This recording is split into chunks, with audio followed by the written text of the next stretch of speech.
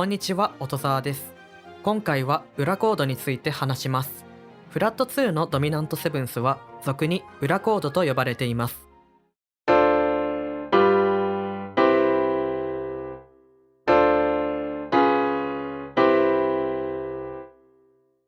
これは251というコード進行です。G ドミナントセブンスの構成音のうち、シとファの音に注目します。このシとファはトライトーンの関係になっています。トライトーンは不協和な響きと表現されることが多いです。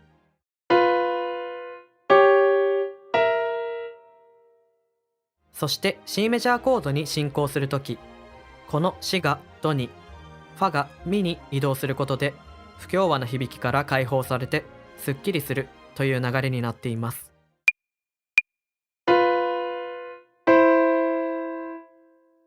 次に裏コードがどんなコードか話します。裏コードとはルートがトライトーンの関係にあるドミナントセブンスのことを指します。ソとトライトーンなのはレフラットです。なので G ドミナントセブンスの裏コードは D フラットドミナントセブンスです。構成音を比べてみます。このドフラットはシと2名同音です。それを踏まえると2つのコードはファとシを持っているということがわかります。なのでシがド、ファがミに移動する流れを D フラットドミナントセブンスでも再現することができます。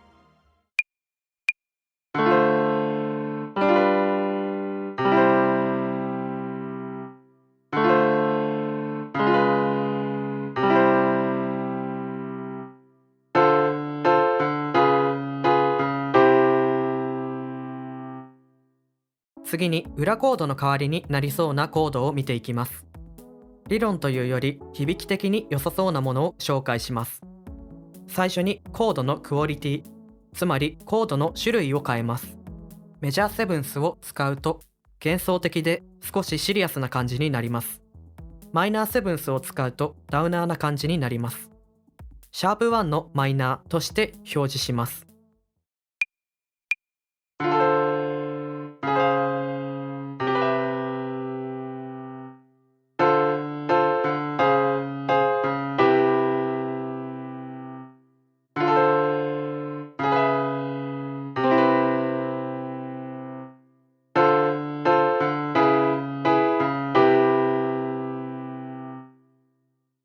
次は裏コードと G ドミナントセブンスを合体したみたいなコードです。裏コードのルートレフラットに G ドミナントセブンスを乗せます。このままでも良いですが、レフラットとレがぶつかるのでレを省略します。G ドミナントセブンスオミット5スラッシュ D フラットというコードができました。これに近いコードとしてレフラットに G オーグメントを乗せたパターンも紹介します。いわゆるブラックアダーコードです。この2つはこの後も出てくるので覚えておいてください。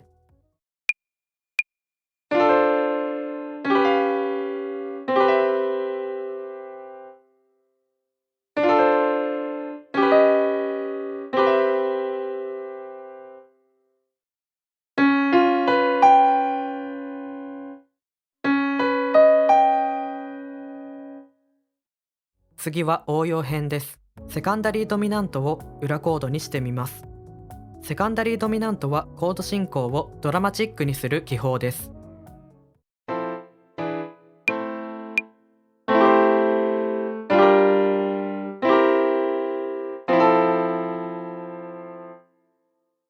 C ドミナントセブンスを裏コードに変えます。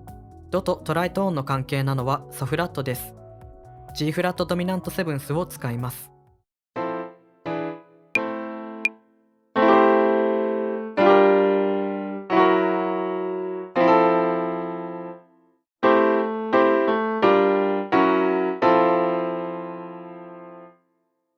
キーにない音が多く含まれるためか、調整の揺らぎが大きいように感じると思います。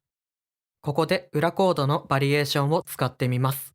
ソフラットの上に C ドミナントセブンスを乗せたコードです。馴染みやすくなります。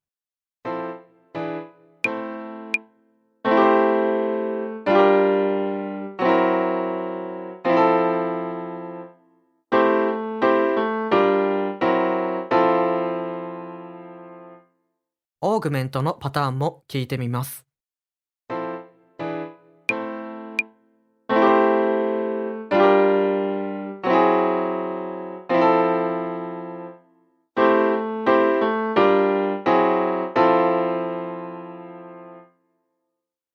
動画は以上です。